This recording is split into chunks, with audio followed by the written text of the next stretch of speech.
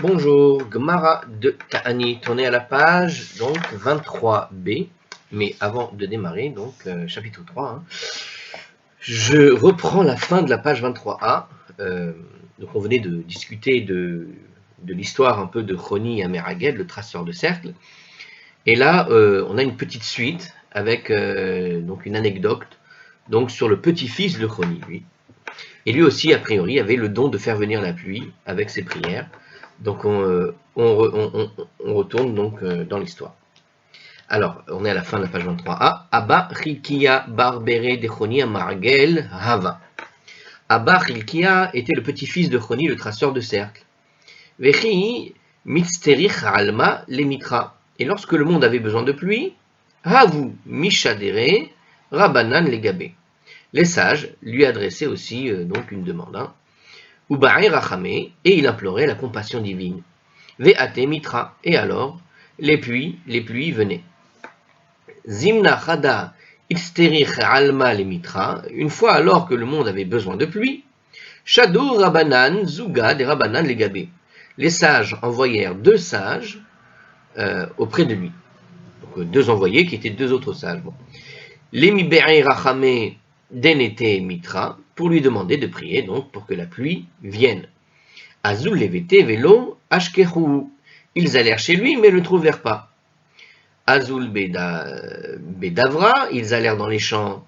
Veishkehu dava karafik, et le trouvèrent alors en train de sarcler, sarcler la terre. Yahavu les shelema, ils lui ont dit bonjour, ils l'ont salué. Velo asbar lehu ape. Mais il ne les accueillit pas avec le sourire.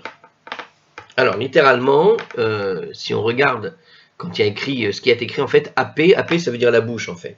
En gros, il nous dit ici, ça peut vouloir dire le visage, puisqu'il nous explique comme ça dans le commentaire, quand ils ont écrit qu'ils ne les ont pas accueillis avec le sourire, ça veut dire il ne leur a pas montré son visage.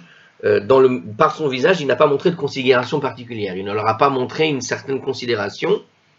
Peut-être il l'a pris de haut, je ne sais quoi. En tout cas, il n'a pas montré de considération. Ça veut dire que son accueil fut distant et bref, sans aucune manifestation d'amitié.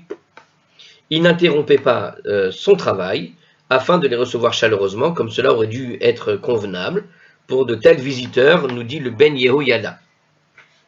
Ceci était à l'opposé de la recommandation de Shammai de recevoir toute personne avec un visage accueillant, c'est-à-dire avec le sourire, dans le Pirkei Avot 1, 15. La raison de son comportement va être expliquée un peu plus tard, un peu plus loin. Alors, donc en tout cas, il ne les a pas accueillis de façon très positive, en tout cas, on n'a pas l'impression qu'il était particulièrement content de les voir, mais non plus...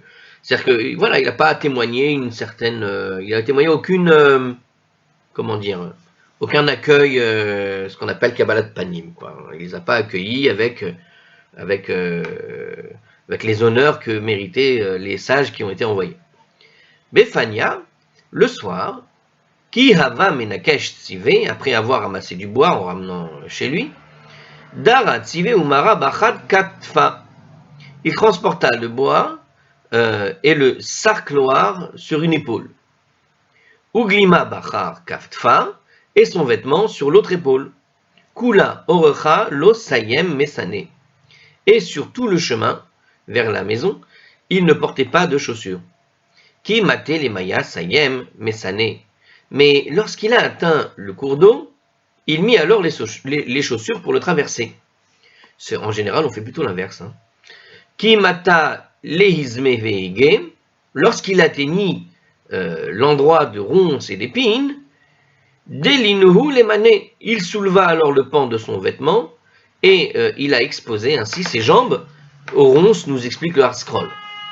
Donc dans les endroits où il y avait des herbes hautes avec des épines, il est allé se frotter les jambes là où il y avait les épines, quoi. Ki mata le mata nafka devitohu leape ki mikashta. Lorsqu'il atteignit la ville, son épouse vint l'accueillir parée de bijoux. Ki mata levete, lorsqu'il atteignit sa maison, alat devitohu beresha, son épouse entra la première, verada ayel ihu, et il entra lui-même, Vahadar ayele Rabanan, et alors les sages furent ensuite invités à rentrer. Yati vechari rifta. Il s'assit alors et mangea du pain. Velo amarliou les Rabanan, tout kerouhu. Et il n'a rien dit aux sages, il ne leur a pas dit, ce que dit le texte, venez manger. En gros, il les a pas invités à joindre le repas. La moindre des choses, quand des gens viennent à la maison, tu offres je sais pas, des gâteaux, n'importe quoi. Non, rien du tout. Lui, il va se mettre à manger à table et il ne les invite pas à partager le repas. Pala grifta l'inuke, il distribua du pain aux enfants. Les kashisha chada ulzutra tere, et à l'aîné, il donna un pain à manger, et au plus jeune, il en donna 2. Amar la lidvidhu, il dit ensuite à son épouse, à voix basse, Yadarna de Rabanan, Mishum Mitra Ka'atu. Je sais que les sages, tu diras aux sages que je sais. Ah non, Yadarna de Rabanan, Mishum Mitra Ka'atu. Je sais que les sages sont venus me demander de prier donc pour la pluie. Nisak le Igara Venibai Rachame. Montons sur le toit et implorons la miséricorde divine. Efshar dimratse akadosh baruchu veyeti mitra. Peut-être le Saint béni soit-il acceptera-t-il notre prière et la pluie viendra. Velo nachazik tivuta le nafshin, et nous n'aurons alors pas à prendre aucun crédit pour nous-mêmes. C'est-à-dire que ce n'est pas et nous n'aurons pas à prendre crédit pour nous-mêmes d'avoir fait tomber la pluie. Il nous dit ici le commentaire. Alors qu'est-ce qu'il veut dire? Ça veut dire en gros il prie pour les sages. Quelque part c'est peut-être la présence des sages qui amène la pluie. Alors on va voir qu'est-ce que dit le commentaire ici. En priant sur le toit pour la pluie, ici, c'est-à-dire à l'abri du regard des sages, sans que cela leur ait été demandé, il espérait tout simplement cacher le fait que la pluie était venue grâce à leur prière. En effet, dans leur humilité, ils ne voulaient pas s'attribuer le mérite de l'avoir fait venir. Donc en fait, il dit ici, on va aller discrètement sur le toit, on sait pourquoi ils sont là, on va pas leur faire savoir, je sais pourquoi ils sont là. Tu sais quoi, regarde, on va monter 2 minutes sur le toit, on va aller faire la prière comme ils veulent, et puis quand on redescend, on dit rien, tu vois. Donc ils veulent pas ils voulaient pas qu'on lui attribue le mérite d'avoir fait venir la pluie.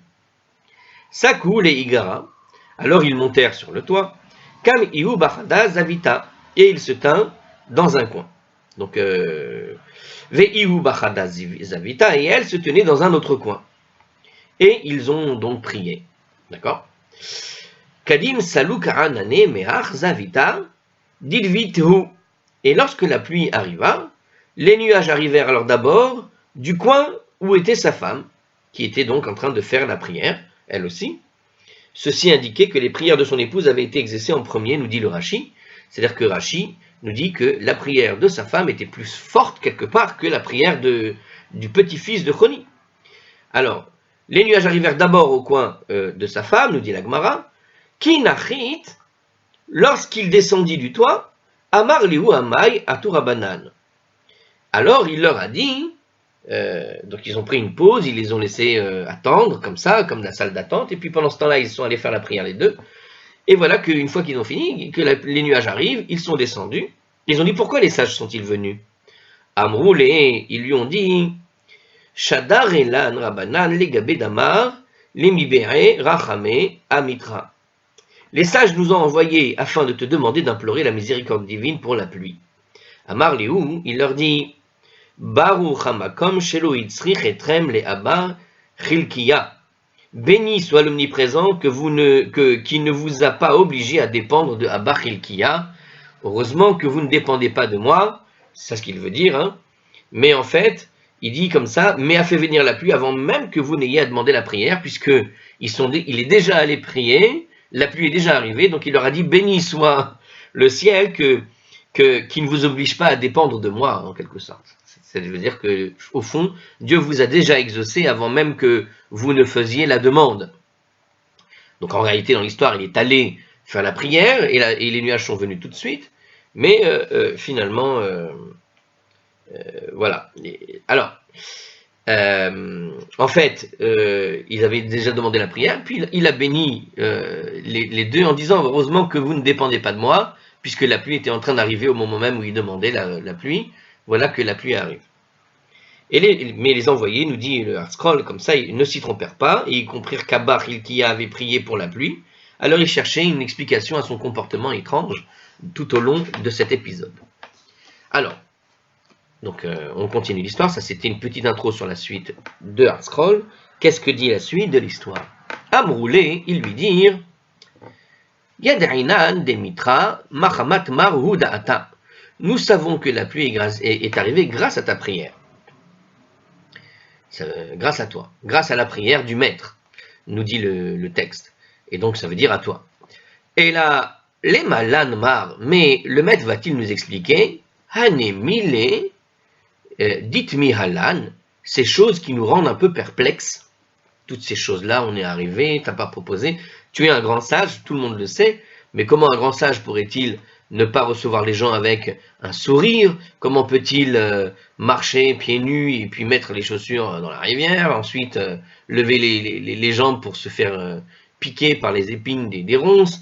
Enfin, tout un comportement bizarre. Pareil, quand il est arrivé à la maison, ils lui ont pas proposé à manger, ils lui ont pas proposé de s'asseoir. Tu vois ce que je veux dire? Ils l'ont pas accueilli chaleureusement du tout. Étrange comportement pour quelqu'un qui est disciple des sages. Alors, ici, on apprend comment se comporter de façon appropriée en observant, on dit, le comportement des personnalités grandes en Torah, nous dit Hartscroll. Et c'est ainsi qu'en observant le comportement curieux d'un homme aussi illustre qu'Abba Hilkiah, il voulait absolument savoir quelles étaient les raisons. Alors, c'est un peu plus positif comme commentaire ici, c'est-à-dire que c'est pas juste, ça les rend perplexes au sens où, puisqu'il est un grand rave et qu'il s'est comporté comme ça, nous aussi on devrait se comporter pareil. Mais il y a bien une raison pour laquelle d'autres rabbinim n'auraient jamais agi comme ça, et toi tu agis comme ça. Donc il y a une raison derrière, et on veut savoir finalement, pour apprendre, pourquoi tu as fait comme ça, pour que nous-mêmes on apprenne quelque chose de ton comportement. Maï ta'ama ki hayivna lemar shelema lo asabar lan marapé. Pourquoi? Ah ben voilà, il pose la question finalement. Il pose la question, mais pourquoi lorsque nous avons salué le maître ne nous a-t-il pas accueillis avec un sourire? Amar lehu, sechir yom hazai. Alors il leur a dit, j'étais embauché comme travailleur journalier, va amina lo et pagar. Et je me suis dit que je ne devais pas m'interrompre dans mon travail. Ça veut dire que il était en fait payé, on pourrait dire à l'heure de travail, à la journée de travail, et à partir du moment où tu es payé chaque seconde quelque part de ton travail, ne t'appartient plus puisque tu es payé pour ce travail. Donc le temps que tu vas mettre dans ton travail n'est pas le tien, il est celui d'un autre. Et puisqu'il est celui d'un autre, eh bien, il a tout simplement considéré que le simple fait de se détourner du regard pour aller dire bonjour, bienvenue à tous ceux qui voient une vidéo pendant les heures de travail, ou qui consultent Facebook, sachez que selon Rabbi Hilkiah, et il a bien raison, vous êtes en train de voler l'argent de votre patron qu'il vous donne, non pas pour regarder Facebook, même une minute, même une seconde, même regarder le simple message qui vous arrive, un message personnel. Théoriquement, vous ne devriez même pas le consulter, parce que quand on est payé sur une journée de travail, eh bien, on n'est pas censé être détourné le moindre seconde, la moindre instant de son travail, puisqu'on est payé pour cela. Donc c'est ce qu'il nous dit ici. Alors, en commentaire, puisqu'on a donné cette notion, on va quand même le voir dans le commentaire d'Hartscroll, un travailleur payé au temps plutôt qu'à la tâche, donc c'est pas pareil. Si on te paye tant d'heures, ok, est tenu de ne gaspiller aucun instant pour lequel il est rémunéré, nous dit le Rambam, dans Ilchut Sechirut, 13.7. Abba Hilkiah observait cette loi de manière très scrupuleuse. Dans le traité de Makot 24a, la Gemara décrit par exemple comme un modèle de travailleur honnête. Donc, Abba Hilkiah était en fait un travailleur honnête, et l'honnêteté de ce travail, ça implique que tu n'as pas le temps de parler, discuter avec des gens dans le cadre de ton travail. Pourtant, à un moment donné, on avait vu qu'il avait fini le travail, il aurait pu dire bonjour après, enfin bref. Alors, Umay Tama, Daramar, Tzive, Atar, Achad, Kafte, Uglima, Acher, Katfe. Je répète, parce que je l'ai mal lu. Umay Tama, Daramar, Tzive, Achar, Achad, Katfe, Uglima, Achad, Katfe. Alors, ils lui ont donc demandé, pourquoi est-ce que le maître a transporté d'abord du bois sur une de ses épaules et le vêtement sur l'autre épaule? Pourquoi sur les deux? il aurait été plus logique de transporter le bois sur le vêtement afin de protéger son épaule du frottement du bois. Donc pourquoi tu mets le bois sur une épaule? Alors ici donc ce que ArtScroll nous explique ici, parce que je n'avais pas tellement compris c'était quoi le problème, effectivement, porter du bois sur une épaule à même l'épaule, ça fait mal à l'épaule. Donc il aurait été effectivement logique, comme dit ArtScroll ici, de mettre le vêtement sur l'épaule, et sur cette même épaule où tu as mis le vêtement, tu mets dessus le bois pour protéger ton épaule. Amar Léou, il leur a dit, Talit she'ula hayeta, c'était en fait un vêtement emprunté. Les hari sha'ali ou la hari lo sha'ali. Pour cela, c'est-à-dire, je l'ai emprunté, mais pour cela, je ne l'ai pas emprunté. Pour cela, je l'ai emprunté, ça veut dire, pour pouvoir le porter s'il pleut ou je ne sais quoi, je l'ai emprunté. Mais pour m'en servir comme d'une sorte de support pour du bois et peut-être l'abîmer à cause de ça, je n'ai pas reçu l'autorisation de le faire, je ne l'ai pas demandé. Donc je lui ai demandé uniquement le vêtement, c'était pour me protéger du froid, s'il fait froid ou je ne sais quoi. Là j'avais chaud, mais quand je l'ai emprunté, je ne l'ai pas emprunté pour m'en servir d'un torchon par exemple. Pour vous raconter une histoire, quelqu'un m'a fait ce coup-là une fois. Oh là là. Quelqu'un à qui j'avais prêté des chaussures et j'avais prêté un petit pull, espèce de pull, bon, un petit truc qui protège du froid. Pas grand-chose. Et à la fin de l'utilisation, comment on m'a rendu la chose, pour vous donner le contre-exemple de ce qu'il ne faut pas faire, hein, et ça m'avait mis en colère personnellement. Donc c'est vrai que quand on prête un objet, il ne faut pas, et on le prête pour une raison précise, pas pour d'autres raisons. Là, ce qui s'est passé, j'avais prêté les chaussures et j'avais prêté donc le petit vêtement qui était assez classe, hein, c'est assez propre. Et il y a une personne à qui j'avais prêté ça. Quand elle me l'a rendu, je me suis mis en colère. Quand elle m'a rendu la chose, cette personne, elle me l'a rendu dans un sac avec les chaussures. Les chaussures ont servi à une randonnée, hein, donc on imagine le sable qu'il y avait dessus. Et dans le même sac, vous aviez dans le même sac en boule fermée à bloc le pull et la paire de chaussures. Donc la paire de chaussures qui en mettait partout sur le pull. Et ça paraissait normal. Voilà, il y a des gens pour qui c'est normal de rendre un pull qu'on t'a prêté presque enfoncé dans une paire de chaussures sales. Ça paraît normal. Il y a des gens après qui disent regardez ce qu'il fait ici, Rabbi Chilkia. Lui, non. Quand on te prête un vêtement, c'est pour que tu le portes, pas pour que tu le foutes dessus, c'est n'importe quoi. Donc il n'avait pas prévu d'y mettre du bois, évidemment, parce qu'il risquait de l'abîmer. Alors Maïtarma, alors il nous pose une autre question, les rabbanim quand même, parce qu'il y a d'autres trucs bizarres qui se sont déroulés durant ce petit épisode. Maïtarma kula orcha lo sayem mar mesane. Alors ils lui ont demandé ensuite, pourquoi sur tout le chemin vers chez lui, le maître n'a-t-il pas porté ses chaussures? Verin, matel et maya sayem mesane. Mais lorsque le maître a atteint le cours d'eau, il a mis ses chaussures. Donc effectivement, c'est quand même bizarre. Tu mets pas tes chaussures tout le long, et puis quand tu arrives au niveau de la rivière, tu mets tes chaussures. C'est quand même, alors je répète, c'est quand même bizarre, puisque théoriquement, les chaussures, tu as tendance à les enlever quand tu traverses la rivière, et puis tu les remets pour pas abîmer les chaussures. Amar Léou, il leur a dit, Kula orcha chazina, sur tout le chemin, je pouvais voir. Bemaya loka chazina, mais dans l'eau, je ne pouvais pas voir. Alors en fait, il dit comme ça. Donc en gros, hein, pour celui qui a déjà marché dans des endroits rocailleux dans la mer, en gros il dit comme ça, quand je marchais sur le chemin, je pouvais voir où je posais les pieds, tout simplement, nous dit ArtScroll, nous explique ArtScroll, et il n'avait pas besoin de se protéger des chaussures, il connaissait bien la route, et puis il voyait où il allait. Mais à partir du moment où il a posé les pieds dans l'eau, il devait porter les chaussures pour protéger ses pieds, parce que dedans il devait y avoir des cailloux, je ne sais quoi, et il ne voyait pas où il allait. Alors c'est pas ce qu'il dit ici, regardez. Dans le commentaire, Rashi nous précise, ce n'est pas une question de cailloux, c'est un problème en réalité de créatures, d'animaux qui peuvent grouiller ici et là, de serpents ou je ne sais quoi. Pour protéger ses pieds des créatures aquatiques et des serpents, nous dit Rashi. Abba Chilkia était très pauvre et ne pouvait pas se permettre d'user ses chaussures, il ne les portait donc que lorsque cela était absolument nécessaire. Donc effectivement, il est logique d'enlever les chaussures quand on va dans la rivière. Mais dans la logique de Rabbi Chilkia, lui, il protégeait ses chaussures en ne marchant pas avec, en fait, ça ne sert à rien alors.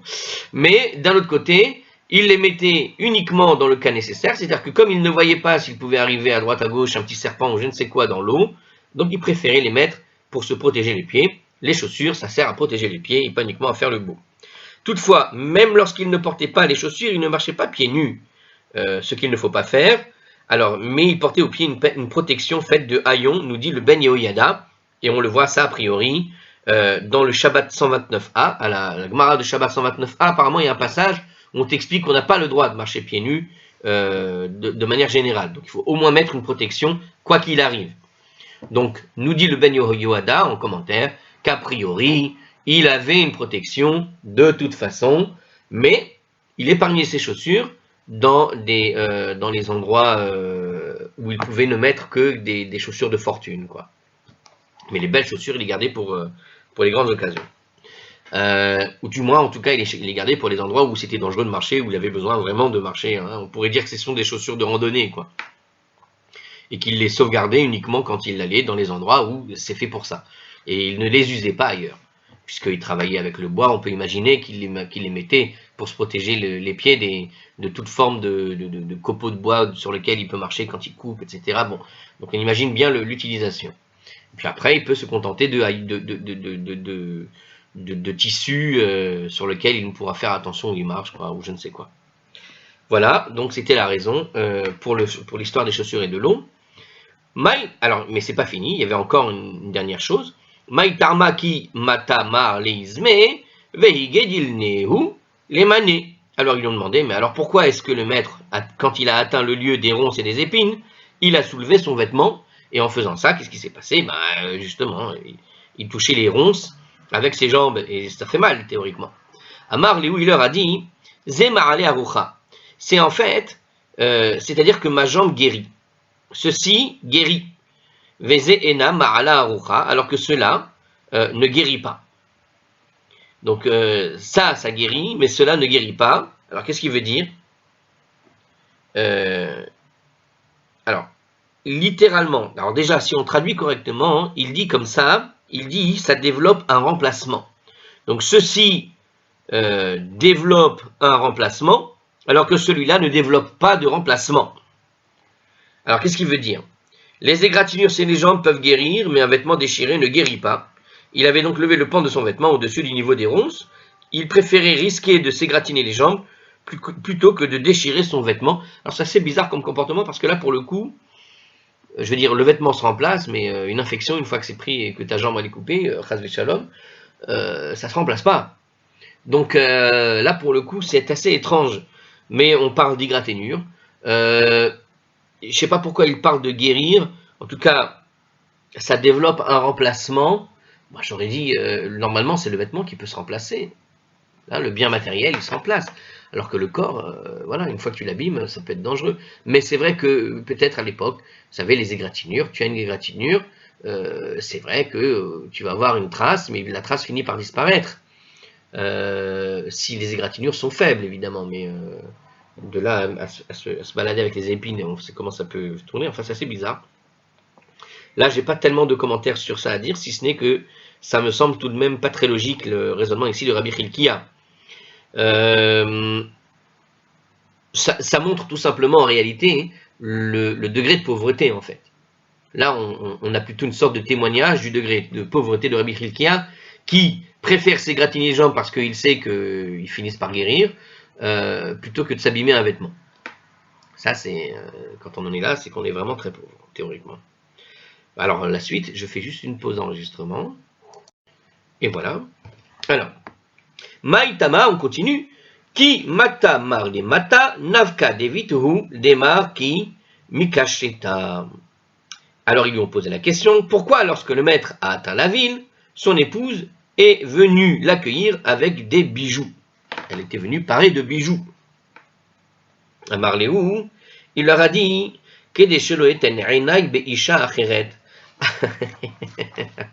pour ceux qui ont compris l'hébreu, afin que je n'ai pas le désir de regarder une autre femme. Donc elle est venue bien préparée pour éviter que dans le labeur, et puis puisqu'il y a d'autres femmes qui sont dans le coin, il ne regarde ailleurs. Maïtarma ayela, donc elle s'est fait belle. Maïtarma ayela hi beresha. Et pourquoi, lorsqu'on est arrivé donc dans la maison, elle est entrée en première? Vahadar ayel, mar, abetra, abatera. Donc ça dit déjà une chose, et le maître est entré après elle. Vahadar ayelinan, anan, et nous, on est ensuite finalement invités à rentrer à la fin. À Marléou. Il leur dit, Mishum delu bedikitu li, parce que votre moralité ne m'était pas connue. Votre moralité ne m'était pas connue.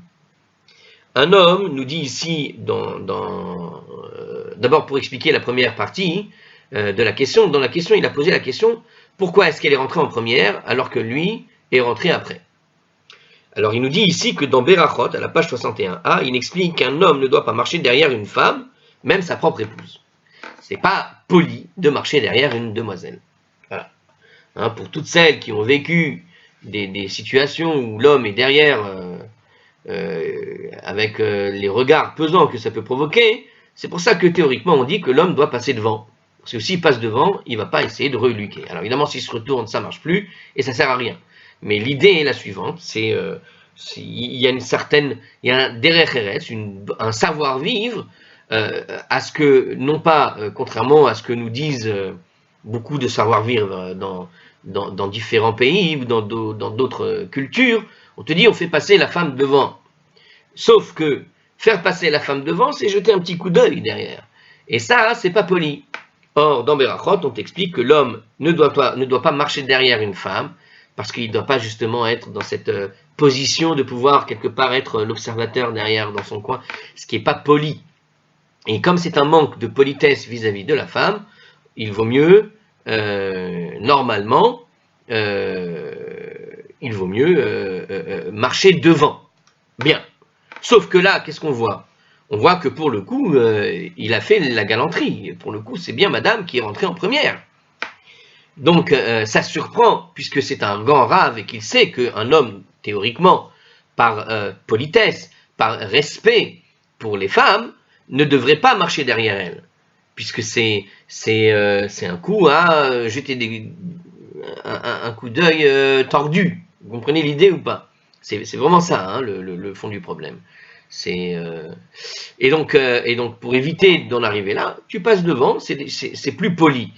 Il y a beaucoup de femmes qui ne sont pas contentes de cela, mais elles veulent que tu passes devant et elles veulent que tu ne regardes pas. Bon, faut choisir. Hein. En tout cas, ici, c'est une des raisons. On l'accepte pas. En tout cas, cette raison-là, on est sûr pour une dame que quand l'homme y passe devant, ça évite pour lui de regarder de manière tordue derrière. Ou devant lui, en tout cas. En tout cas, il passe devant pour ne pas regarder la dame en question. Et ça permet à la dame d'être rassurée sur des intentions, on va dire, bizarres que pourrait avoir un homme qui serait derrière elle, justement. C'est une situation en général qui est gênante pour une femme. Qu'un homme puisse être derrière, tu sais jamais quelle idée il peut avoir derrière. Donc il vaut mieux qu'il passe devant, au moins t'es tranquille. Donc c'est ça l'idée. Hein. Mais là, il s'avère que sa femme, il la laisse rentrer avant, normalement. Même l'épouse, il y a écrit dans le commentaire, à Berachot 61a, même l'épouse, tu dois passer devant pour éviter justement ce genre de situation un peu délicate et gênante qui, même quand on est marié, ça reste gênant pour une femme d'être reluquée ou je ne sais quoi, enfin, ce genre de choses. En tout cas, ici, il précise, donc il pose la question, mais pour le coup, là, madame, elle est passée devant, elle est passée la première, et elle est passée à la fois devant lui et devant les chachamim, devant les sages. Alors il a répondu, parce que votre moralité ne m'était pas connue. Alors justement, c'est quoi la moralité qui n'était pas connue? Littéralement, parce que vous n'étiez pas vérifié pour moi. Il se trouva donc pas approprié d'entrer le premier dans sa maison et de laisser son épouse à l'extérieur en compagnie de ses étrangers. On ne doit pas prendre pour acquise la bonne moralité des gens, nous dit Rachi. Donc, c'est pas parce que vous êtes des sages, vous vous présentez bien, vous avez un beau chapeau, une belle barbe, des péotes, ce que tu veux, tu présentes bien, tu as une belle cravate, tu sembles correct à tout point de vue, mais de premier abord, on ne doit jamais juger ou préjuger d'une bonne moralité d'une personne. Ça, c'est ce que dit Rachi, et c'est ce que dit le commentaire, donc adage du Talmud et des commentateurs du Talmud, c'est que tu ne prends jamais quelqu'un pour quelqu'un de bien quand tu ne connais pas la personne vraiment.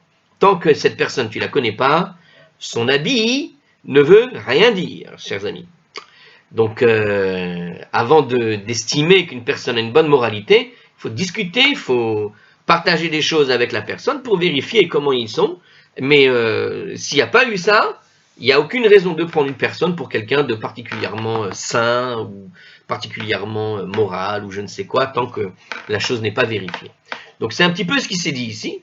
Et ce qui s'est passé, c'est qu'effectivement, le mari était censé passer devant sa femme, mais derrière, il y a deux bonhommes qui sont là, qui le suivent depuis son lieu de travail, si je puis dire. Donc, ok, il leur a pas dit bonjour, mais ils suivent, tu comprends? Je me mets à sa place quand même. Et donc voilà, ces deux personnes qui, bon, alors ils semblent être de grands rabbins, mais ils le suivent, quoi, depuis tout à l'heure. Et, et on imagine bien que quand tu arrives à la maison, alors théoriquement, par convenance, ce sont des grands rabbinim, tu les laisses rentrer les premiers, j'ai envie de dire. Ou alors, par convenance, c'est le chef de maison qui rentre dans sa maison. Évidemment, tu laisses pas rentrer des étrangers en premier dans ta maison. Donc, le premier qui rentre chez lui, bah, c'est d'abord Rabbi Chilkiyahu. Seulement voilà, lui, il va pas rentrer en laissant sa femme derrière avec deux étrangers. C'est pas logique. Donc il a fait d'abord entrer sa femme, lui il a fait écran avec ses deux étrangers derrière. Une fois qu'elle est rentrée, lui il rentre, et une fois qu'ils sont rentrés tous les deux, vous pouvez rentrer, ce qui paraissait effectivement plus logique sur le moment, histoire de vérifier un peu leur réaction pour avoir une idée. Ok? Bon, en tout cas le Rashi est excellent, je le répète, hein. On ne doit pas prendre pour acquise la bonne moralité des gens. Voilà. Alors, continuons. Hein, si on dit que l'homme est un loup pour l'homme, eh bien, pour faire un proverbe, eh bien, Rashi nous apprend que c'est tout à fait vrai. En tout cas, on ne doit pas préjuger positivement d'une personne, sans être négatif tout le temps, mais voilà, toujours être méfiant et avoir précautionneux. C'est ça ce que dit Rashi. Allez, on continue. Parce que c'est pas fini, il pose encore la question. Maïtama ki karir mar rifta lo amar lan itu kerucho. Alors ils lui ont posé la question, mais pourquoi lorsque le maître mangea son pain, ne nous a-t-il pas demandé de venir manger avec lui? Qui correspond à comment dirais-je, une expression normale de savoir-vivre telle que ça se passait à l'époque.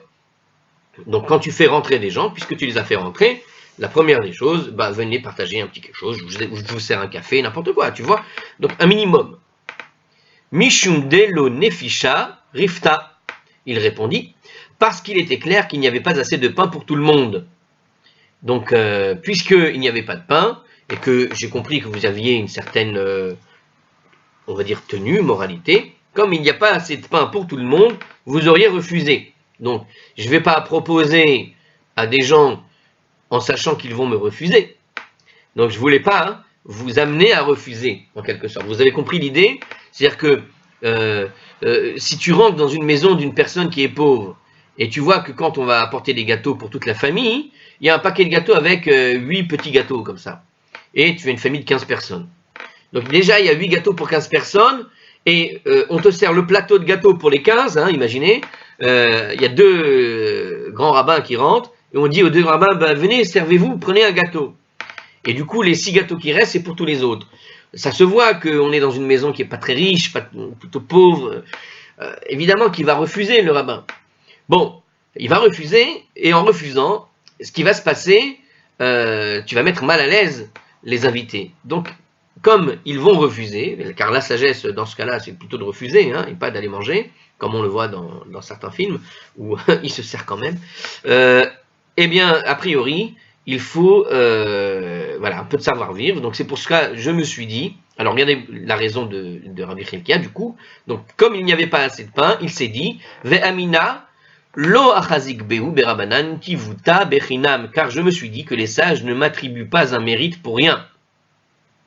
Alors, ça demande une explication. On va lire. Ça veut dire que ça aurait été malhonnête. C'est-à-dire, je vais vous proposer quelque chose, mais vous auriez peut-être pensé de moi une certaine moralité, comme quoi j'aurais eu le mérite de vous donner des choses que j'étais prêt à sacrifier pour mes gosses. Et en fait, il n'a pas ce mérite. Voilà ce qu'il dit. Alors, je ne sais pas si c'est ça que ça veut dire vraiment. On va le relire 2 secondes. Alors, pourquoi est-ce que le maître, quand il a dit manger son pain, ne nous a-t-il pas dit venez manger? Parce qu'il n'y avait pas assez de pain, et je me suis dit, que les sages ne m'attribuent pas un mérite pour rien.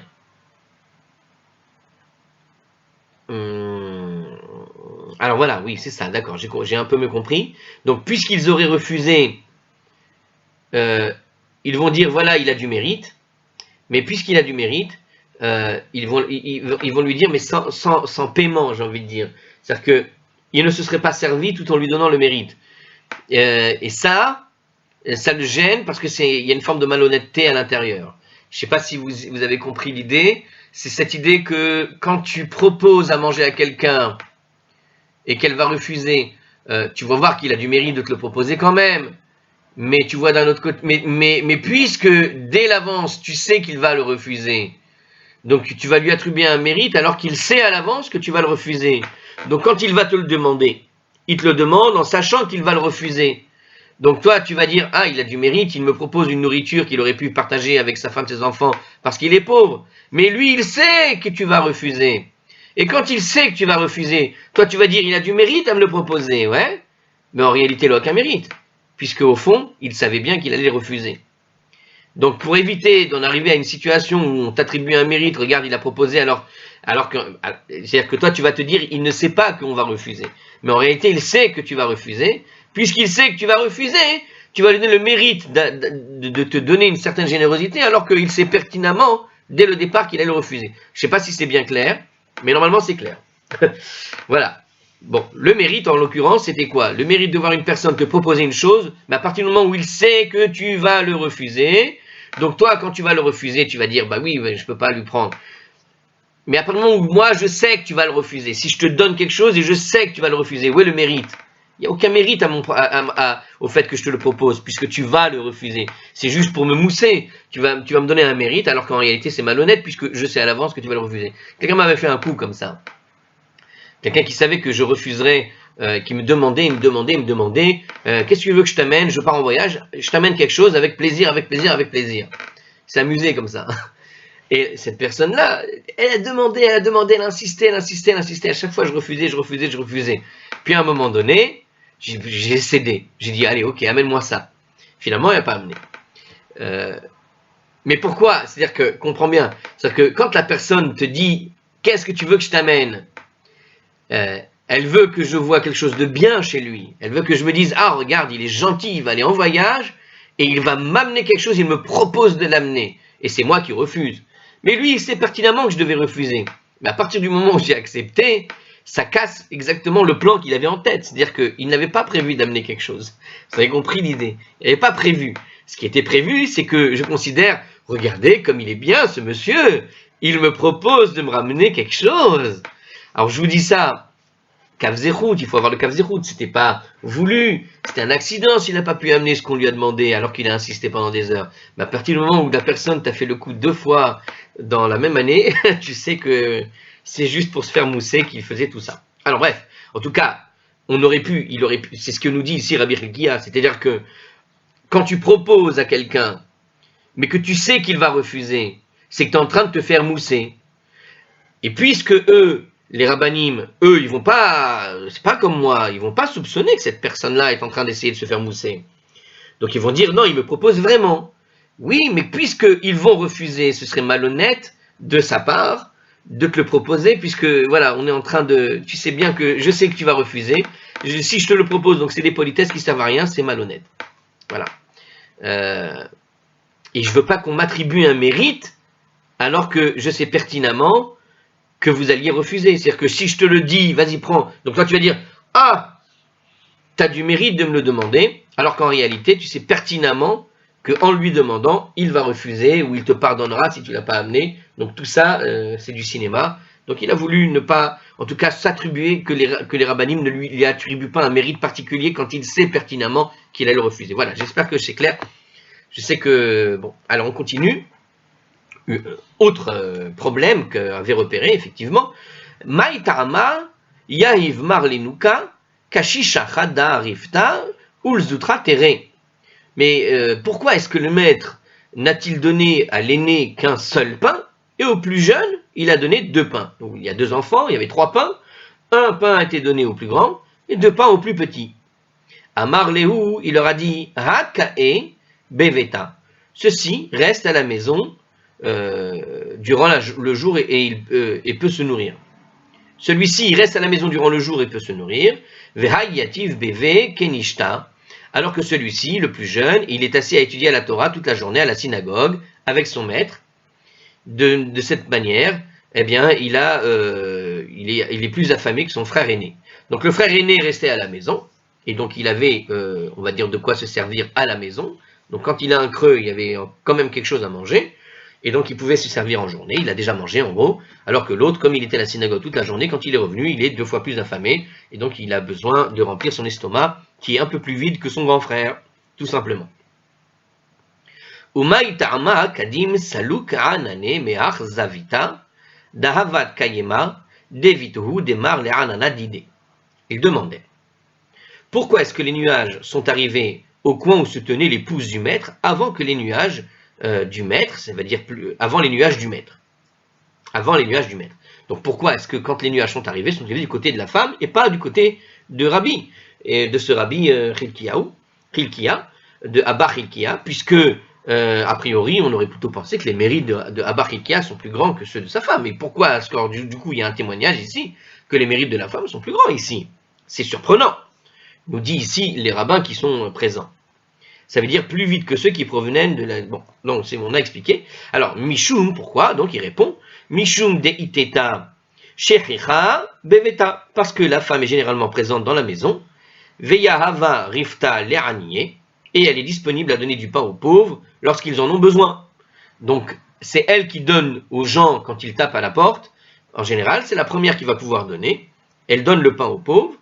Umikarva hanayata, et le bénéfice qu'il tire de cette action est bien plus immédiat.